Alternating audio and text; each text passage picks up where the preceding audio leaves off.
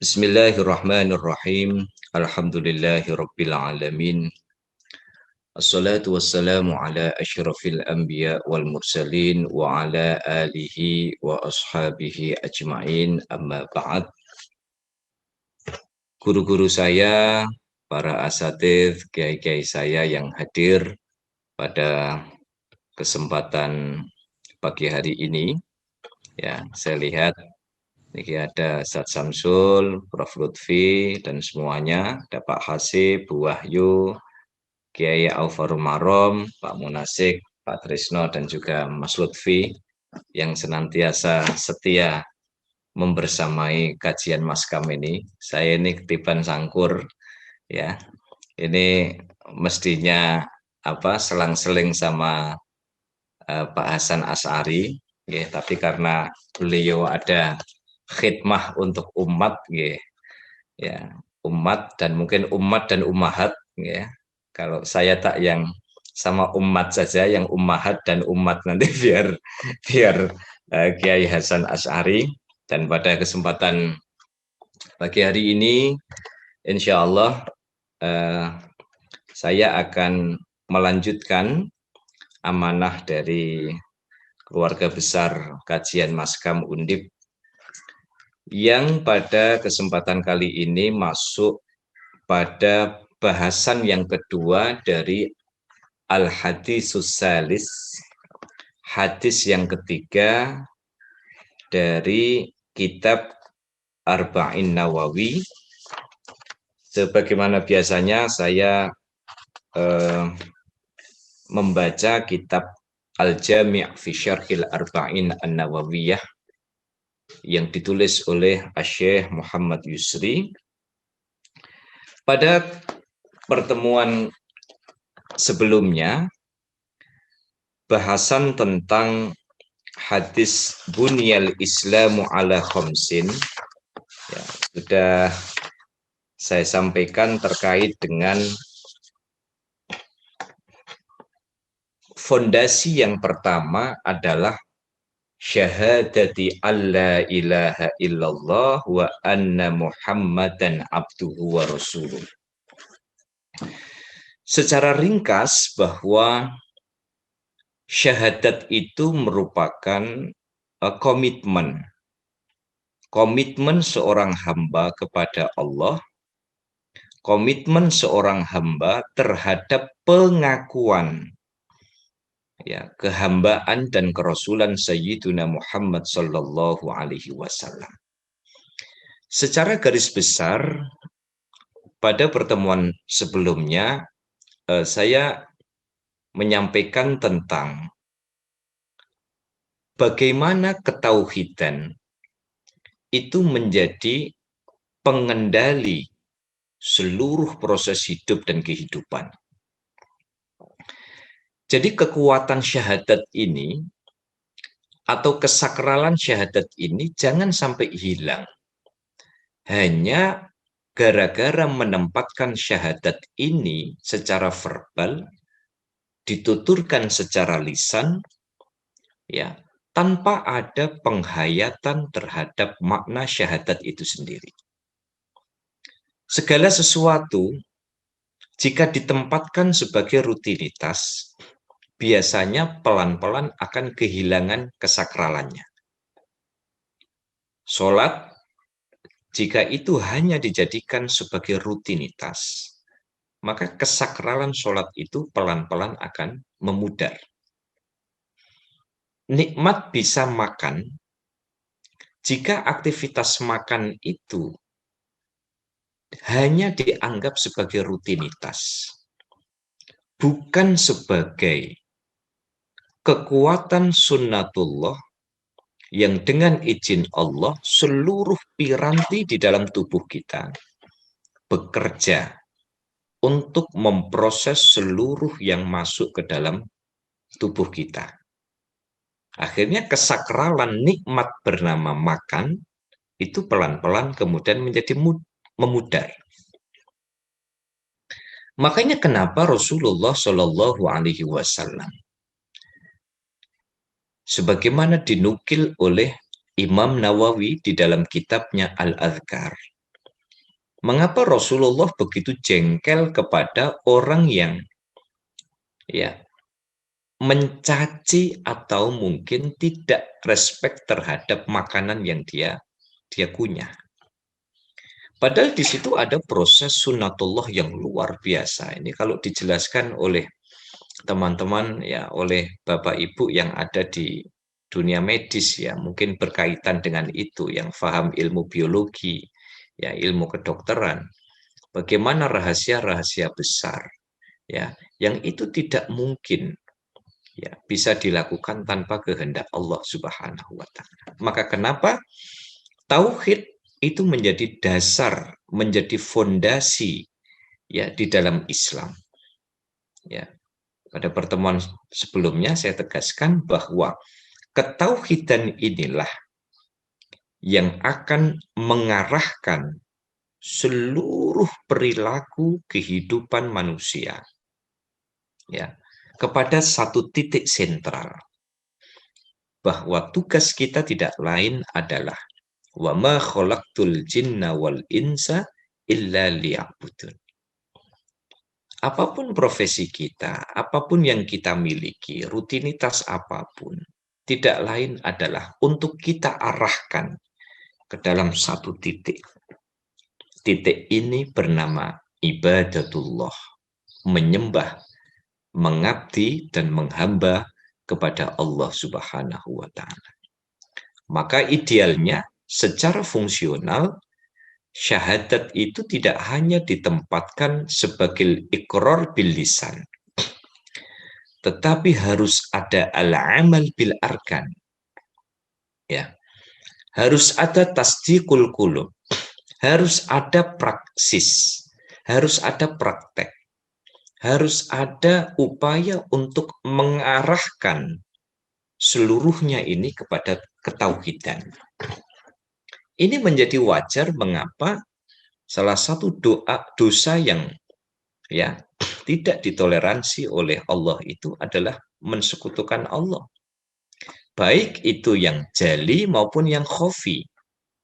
Baik itu yang nyata-nyata, tampak maupun yang samar-samar.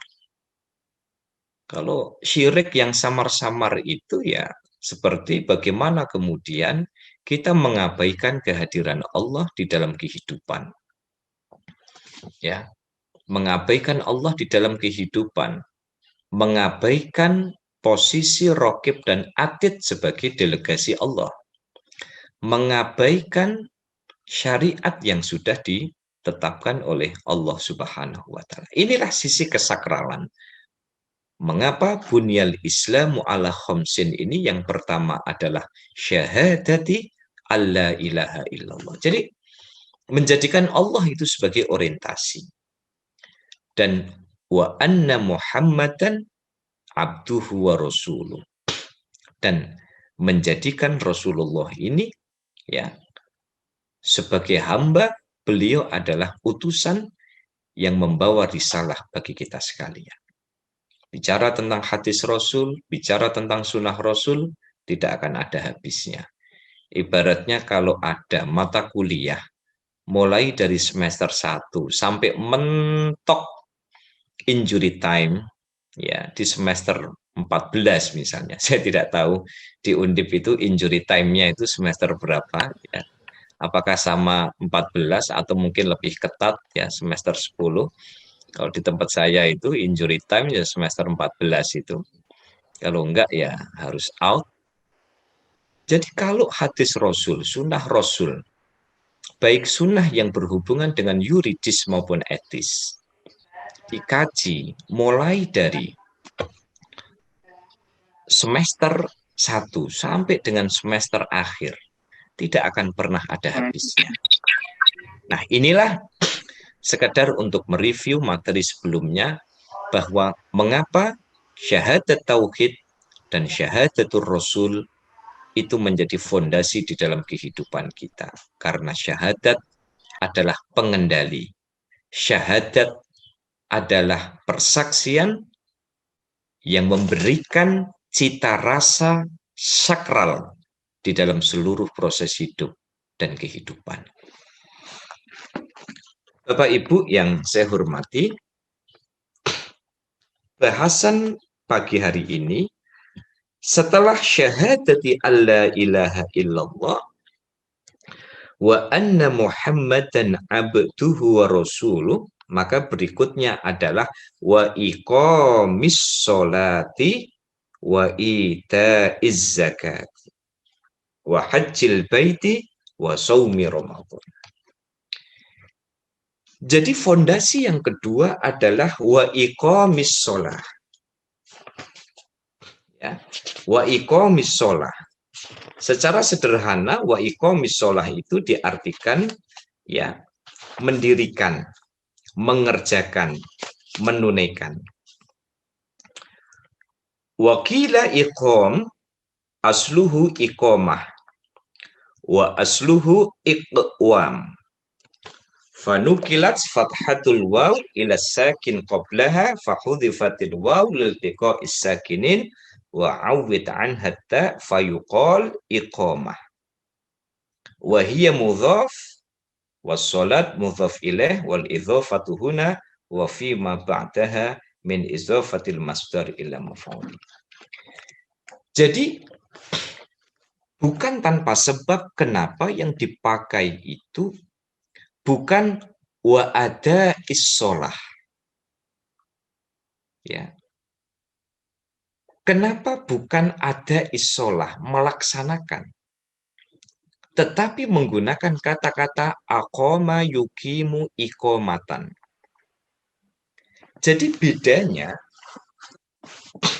kalau ada melaksanakan secara formil, jadi orang-orang formalistik, orang-orang yang hanya memposisikan sholat itu sebagai formalitas. Seperti halnya fingerprint. Fingerprint bagi sebagian orang bisa diposisikan sebagai hal formil, yang penting absen.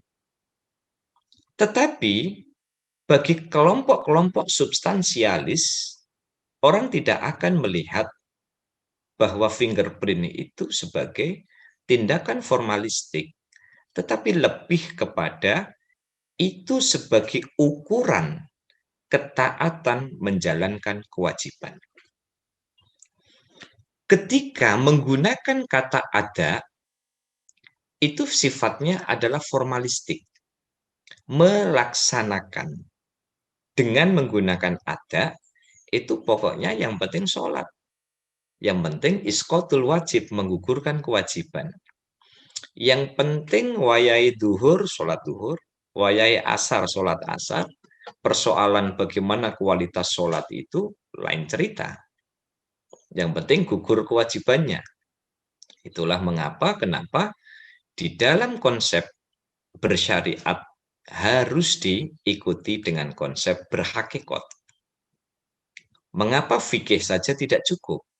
Fikih harus dibumbui dengan hakikat. Hakikat itu harus dibikinkan wadah berupa syariat. Ada sebuah cerita bagaimana seorang sepuh yang abangan, dia beragama Islam, ya, dia mengatakan bahwa sing penting eling karo pangeran. Sing penting eling karo zat sing gawe ciplukan. Lah salat mboten, Mbah? Oga.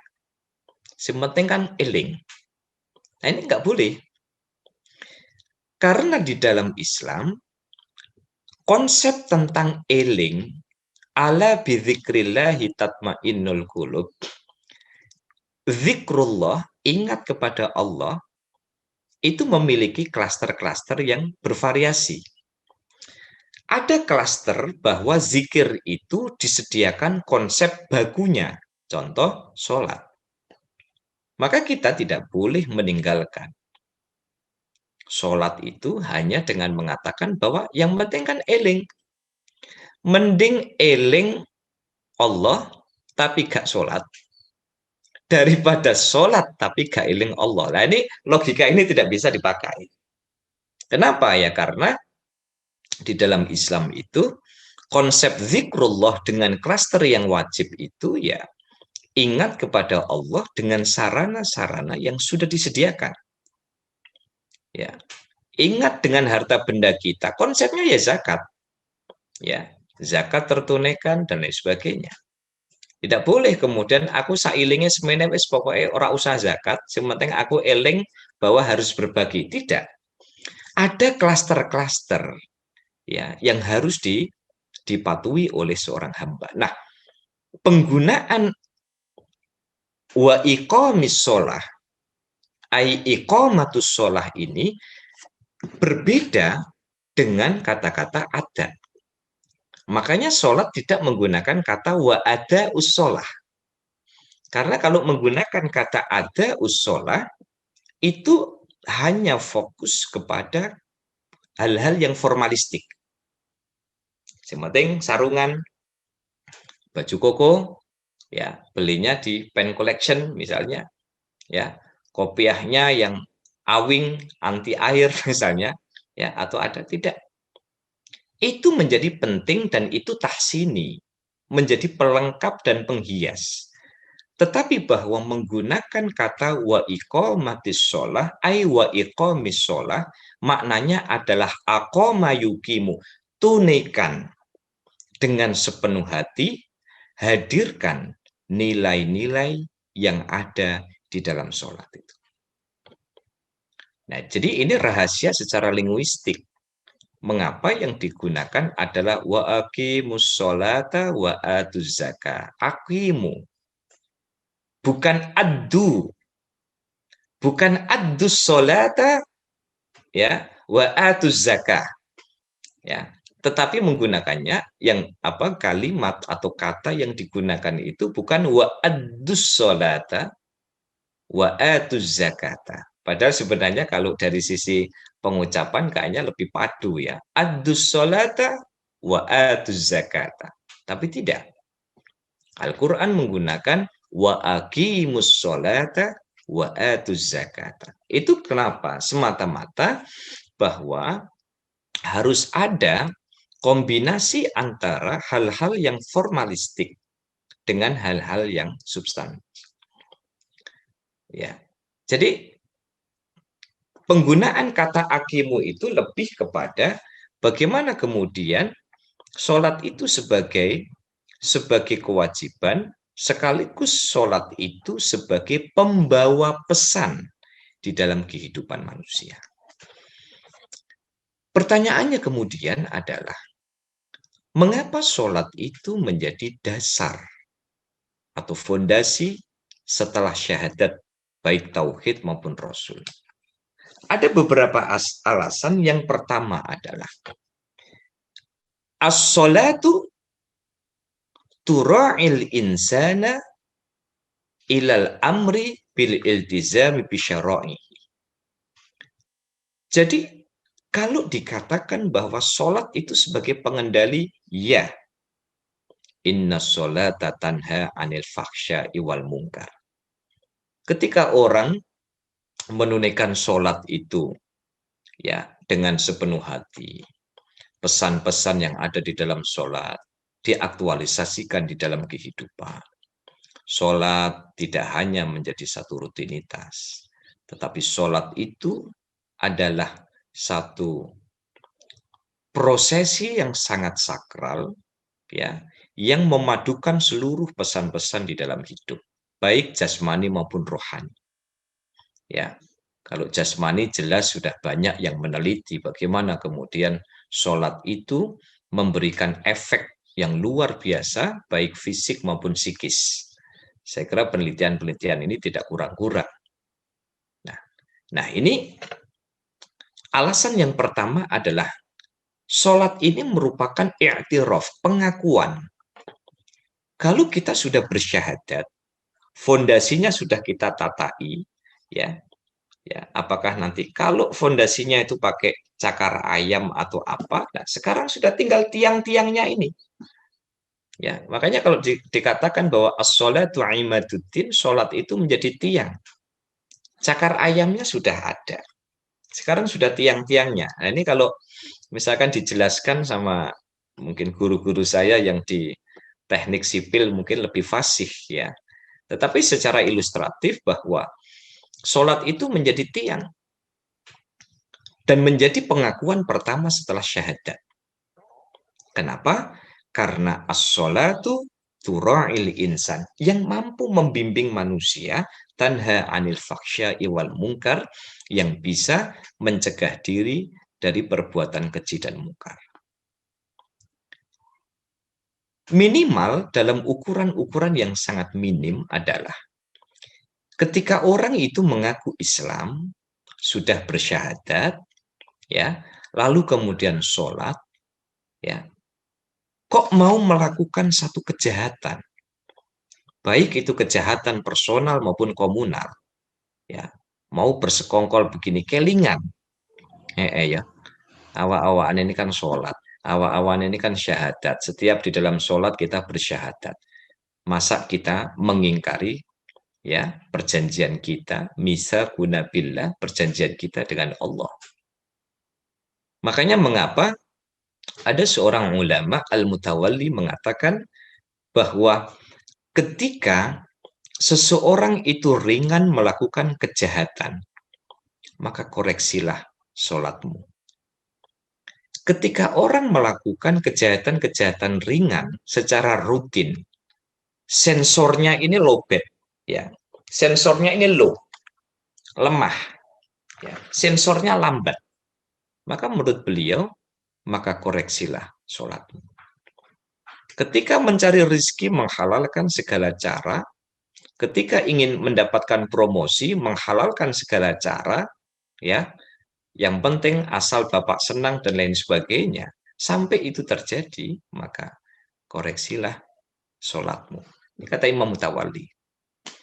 Karena orang yang kualitas sholatnya itu bagus, grade-nya tinggi, maka sensor itu akan menjadi sangat kuat. Ketika sensor itu kuat, maka sholat ini akan memiliki fungsi agar komitmen kita yang kita sampaikan dalam syahadat tadi, ya, itu akan terjaga. Itu akan terjaga. Jadi ketika kemudian ukuran-ukuran, kenapa inna sholata tanha anil faksya'i wal munkar, itu kenapa sholat itu mampu menjadi pengendali? Karena sholat itu jika dilakukan dengan semangat untuk mengaktualisasikan ya syahadat dan persaksian kita di dalam kehidupan, maka ini akan benar-benar membawa satu satu efek, impact di dalam kehidupan kita. Bahkan ada seorang ulama, Qasim Al-Hadi, beliau mengatakan, ketika orang itu melakukan sholat, ciri sholat seseorang itu baik atau tidak, maka lihatlah kesalehan sosialnya. Ya kalau sekedar kemudian kita meneguhkan dan menegaskan kepada diri kita, ya, kuetok sholat nggak pernah absen, ya, lalu jamaah nggak pernah absen, ya, kalau perlu ganteni muadzin, ya, nek perlu malah double job, yo azan, yo iqomah, yo ngimami, ya kan, misalnya gitu kan. Tetapi di dalam perilaku kesehariannya menunjukkan nilai minus. Ya, kalau mungkin panjenengan ngasih nilai mahasiswa kok C misalnya. Atau ada istilah C gemuk dengan C kering misalnya. Ya. Apa contohnya? Dia rajin sholat, dia rajin jamaah, tetapi dia tidak care dengan tetangga. Diajak kerja bakti selalu punya alasan. Ayo Kang, kerja bakti sik Kang. Engko sik aku harap sholat duha. Lah rampungnya jam piro? Rampungnya engko jam 11. Ya, rak situ kerja bakti. Nah, ini adalah satu potret di dalam kehidupan kita bahwa salah satu social impact yang bisa kita lihat itu adalah bagaimana kualitas kesalehan sosial di dalam kehidupan. Ya. Kenapa? Karena dia menjadi pengendali. Bahwa nilai-nilai sholat itu adalah nilai tentang kebersamaan. Ketika orang berjamaah care terhadap softnya, Ketika orang itu sholat, maka dia menghadirkan Allah di dalam ibadahnya. Bagaimana ketika seseorang itu melakukan ini semua adalah satu penegasan bahwa kenapa as-sholatu imaduddin menjadi tiang agama, karena biasanya bisa menjadi ciri. Kalau orang itu sudah mulai berani meninggalkan sholat, itu biasanya sensornya sudah semakin redup, sehingga perilaku-perilaku yang lain yang semestinya tidak dia lakukan akan dengan mudah dia jamah. Kalau sholat berani dia tinggalkan, itu biasanya meninggalkan poso itu lebih gampang. Kalau sholat itu ditinggalkan, maka kemaksiatan itu juga lebih ringan dijalankan, ringan dilakukan. Itu. Jadi ciri-ciri ini sebenarnya ya bukannya tidak pernah diteliti ya. Saya itu ada dosen saya itu namanya Profesor Sabat itu ya. Dulu di Al-Azhar itu ngajar fikul ibadah. Itu beliau melakukan satu penelitian bahwa saya tidak tahu ya metode yang dipakai seperti apa, tapi yang jelas memang orang yang mulai berani meninggalkan sholat itu dia akan lebih ringan untuk melakukan kejahatan-kejahatan yang lain, ya, melakukan kemaksiatan-kemaksiatan yang lain. Jadi ini pesan yang pertama, ya, bahwa sholat ini menjadi fondasi. Termasuk ya, sholat itu memiliki impact yang bisa dirasakan. Yang kedua adalah kalau tadi inna sholata tanha anil faksya'i wal munkar, ya, akan mencegah diri dari perbuatan keji dan mungkar. Nah, yang kedua adalah sholat itu dikatakan sebagai as-sholatu imaduddin, menjadi tiang. Ya. Kalau kita kembali secara historis, ya, bagaimana kemudian proses pensyariatan sholat itu melalui satu proses yang cukup dramatis, melalui peristiwa Isra Mi'raj. Ya, itu menunjukkan bahwa sholat itu bukan sekedar ibadah yang bisa gugur secara formil, ya, tetapi ya kalau kita bicara fikih memang gugur. Orang kalau sholat, terus lagi sholat kemudian ada hujan, ingat jemuran, ya, kemudian sholat ingat magicom tadi sudah jelek apa belum dan sebagainya, itu iklan lah ya. Dan itu juga tidak kemudian menyebabkan sholatul awam atau sholatu awamil awam, karena tingkatan-tingkatan orang sholat itu kan mirip-mirip dengan tingkatan orang itu berpuasa. Ada yang awam, ada yang khos, ada yang khawasul khawas, ya, ada yang tingkatan awam, ada yang sholatu awamil awam. Sholatu awamil awam itu ya sholatnya orang-orang yang sangat awam sekali, ya, lagi sholat, lalu kemudian ada motor nalpotnya dijeblong pinggir maskam misalnya, kok kedengeran, wajar lah, wajar. Itu kalau level-level kelas-kelas ekonomi seperti saya begini ya, itu masih wajar dan itu tidak menggugurkan kewajiban, itu tidak berarti kemudian sholatnya tidak diterima, tidak. Saya kira masalah fikih itu sudah selesai urusan itu. Tapi kalau sholatul khawas, ya, sholatul khawas, ada khawasul khawas, ada sholatul khawas, ada sholatul awam, ya, awamil awam. Ya, kalau sholatnya kelompok-kelompok yang khawas seperti para sahabat itu ya, bagaimana Sayyidina Umar ketika dibunuh, gak kroso. Bagaimana Sayyidina Ali ketika dibunuh, gak kroso. Tahu-tahu punggungnya kok pegel-pegel gitu ya, punggungnya pegel-pegel ya, tidak terasa ketika dibunuh oleh seseorang. Nah ini memberikan satu penjelasan kepada kita bahwa kalau kemudian sholat itu dikatakan sebagai fondasi yang kedua dari bunyal Islamu ala khamsin setelah syahadat itu, iya, Karena sholat ini merupakan salah satu penegasan pertama atau aktualisasi pertama dari syahadat kita. Syahadat yang sudah kita sampaikan itu pertama tolok ukurnya adalah sholat. Kenapa? Karena kalau sholat, ya, sholat ini adalah satu aktivitas yang membangun relasi harmoni antara seorang hamba dengan Tuhannya, seorang hamba dengan Allah.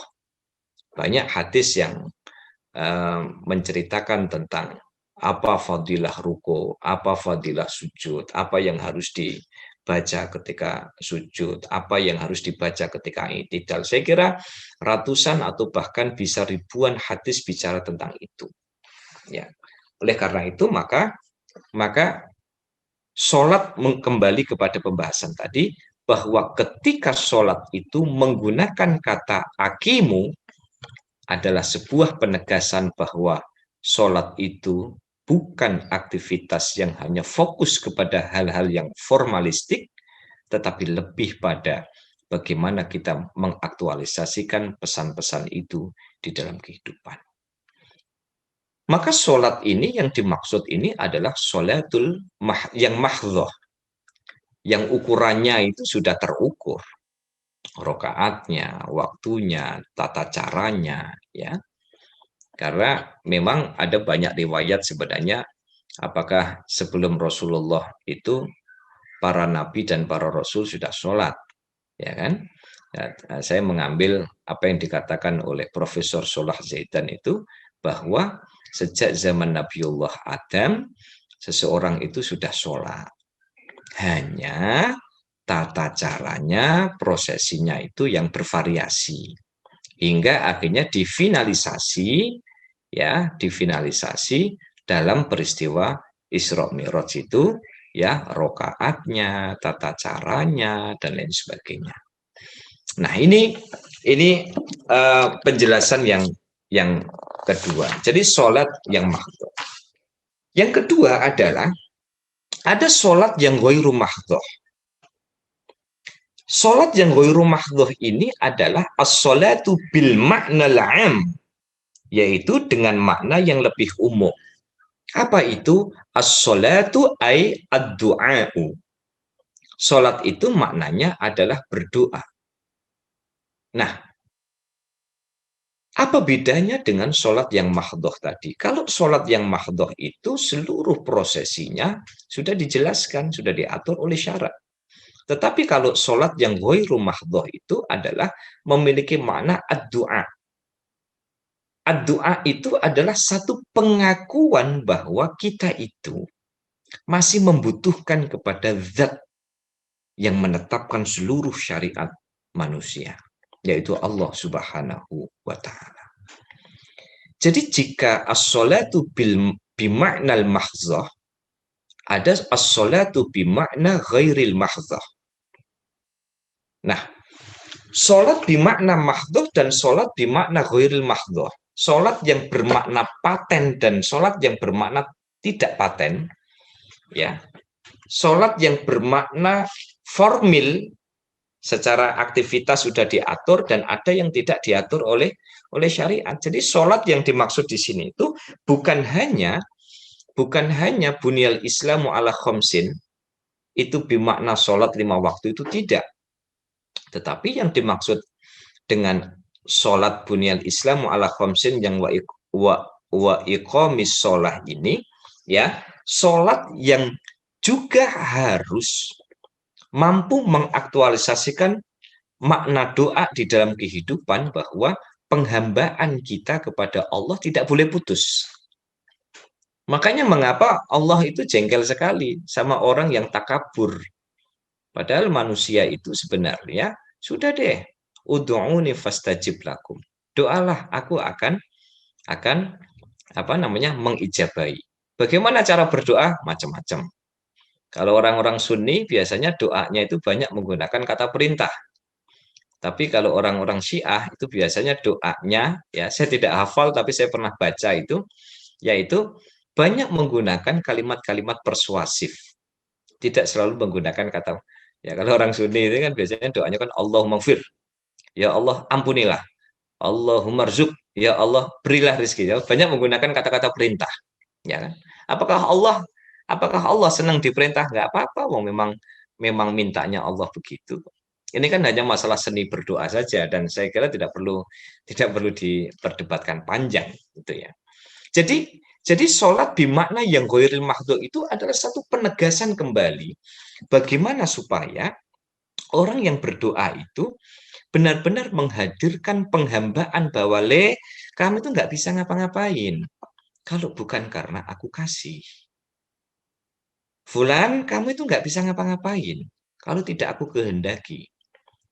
Makanya kita di dalam kehidupan, ini makna sholat ini, supaya bunyal Islamu ala khamsin ini tidak hanya kita artikan 5 waktu itu, tetapi lebih kepada kemampuan untuk menegaskan menegaskan kesadaran bahwa apa yang dilakukan oleh manusia itu kan bukan karena dia mampu, tetapi lebih kepada dia dimampukan oleh Allah Subhanahu wa taala. Bisa dibayangkan, ya, kalau kemudian sunnatullah berbicara, orang itu terus nggak usah jauh-jauh ya.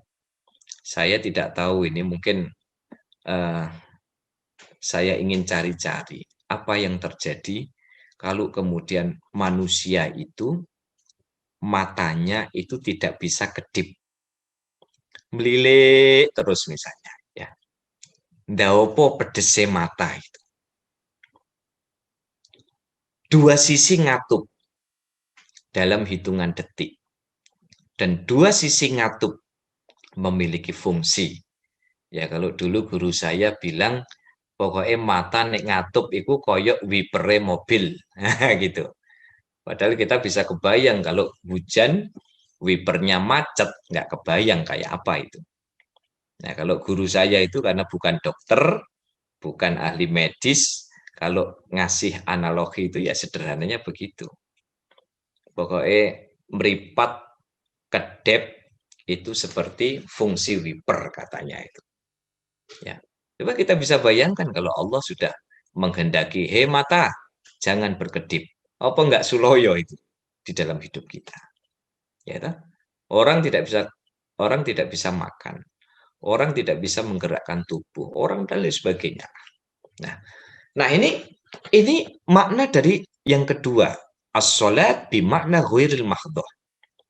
Jadi di tengah pemaknaan-pemaknaan formalistik dari sholat itu tadi, yang harus harus menghadirkan substansi dari sholat yang 5 waktu itu, ini kita diingatkan kembali, ditarik kembali kepada syahadat. Sholat itu juga kembalinya kepada syahadat. Makanya kenapa dalam sholat harus ada tasyahud, ya, harus ada persaksian kita kepada Allah. Kalau enggak malah enggak sah. Itu kenapa? Semuanya nanti akan ditarik.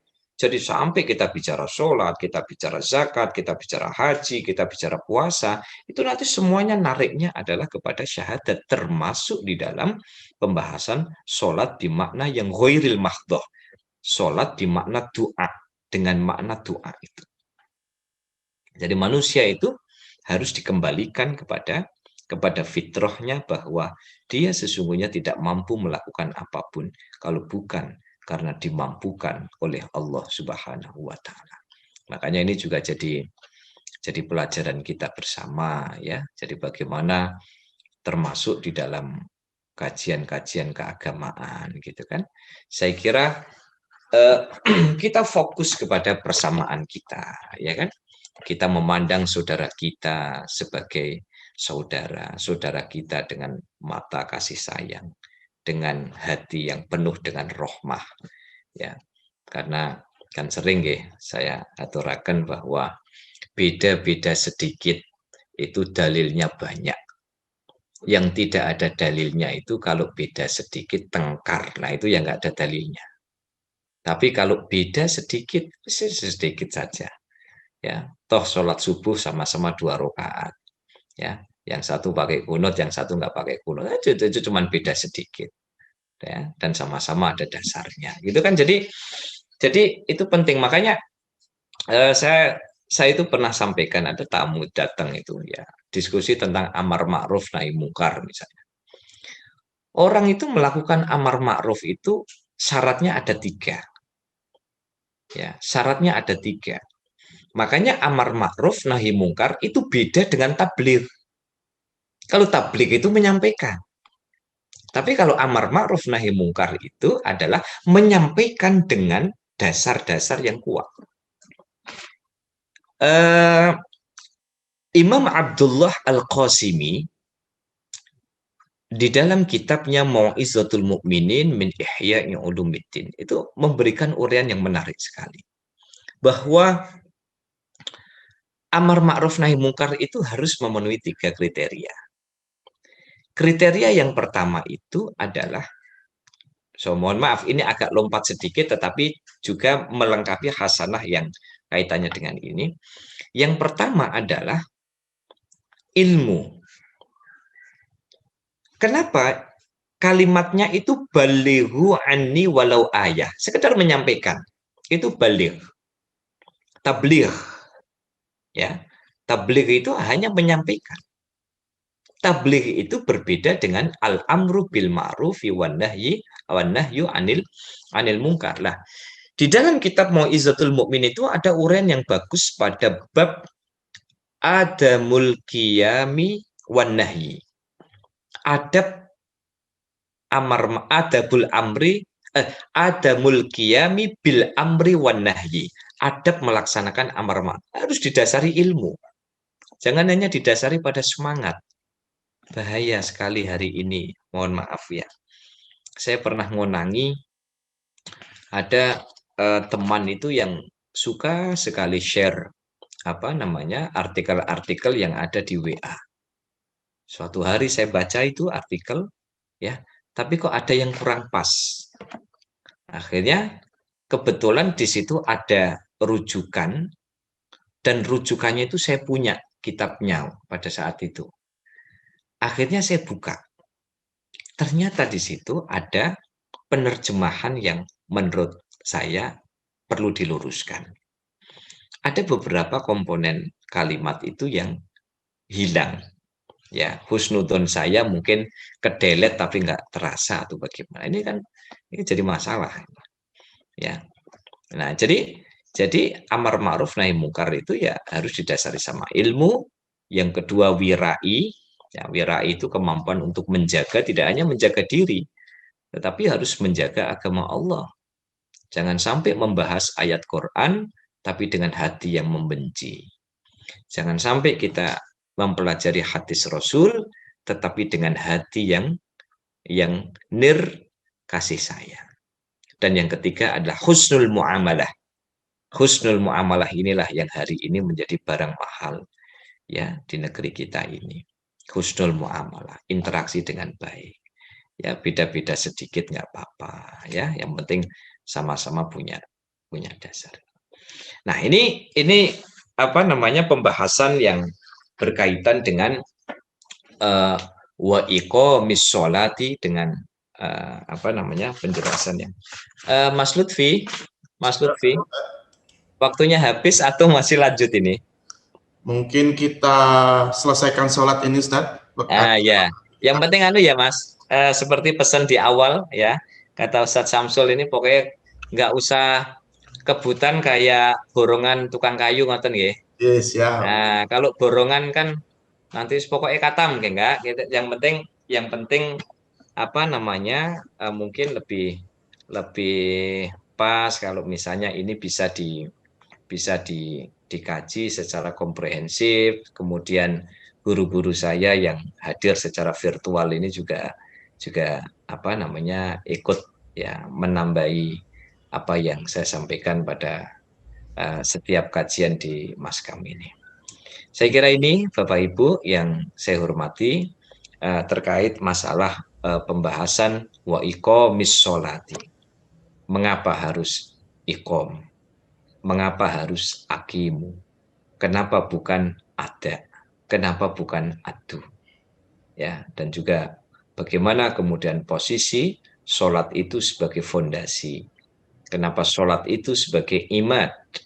Sholat itu sebagai tiang.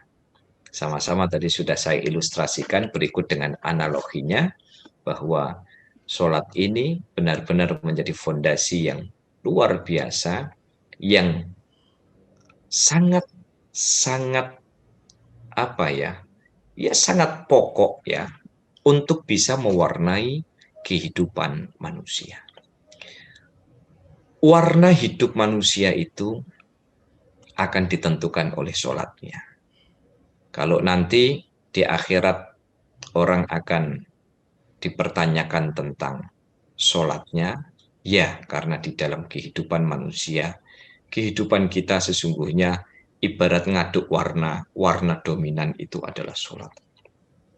Ketika sholat itu ditunaikan secara baik, ketika sholat itu ditunaikan ya secara istiqomah, ketika sholat itu mampu mengkombinasikan antara hal-hal yang formal dan hal-hal yang substansial, maka itu akan memberikan satu warna yang indah.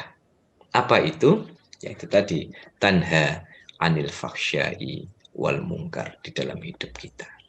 Dan tanha anil fakhsya wal mungkar itu adalah bagian dari aktualisasi syahadat itu sendiri yang menjadi fondasi paling dasar di dalam Islam.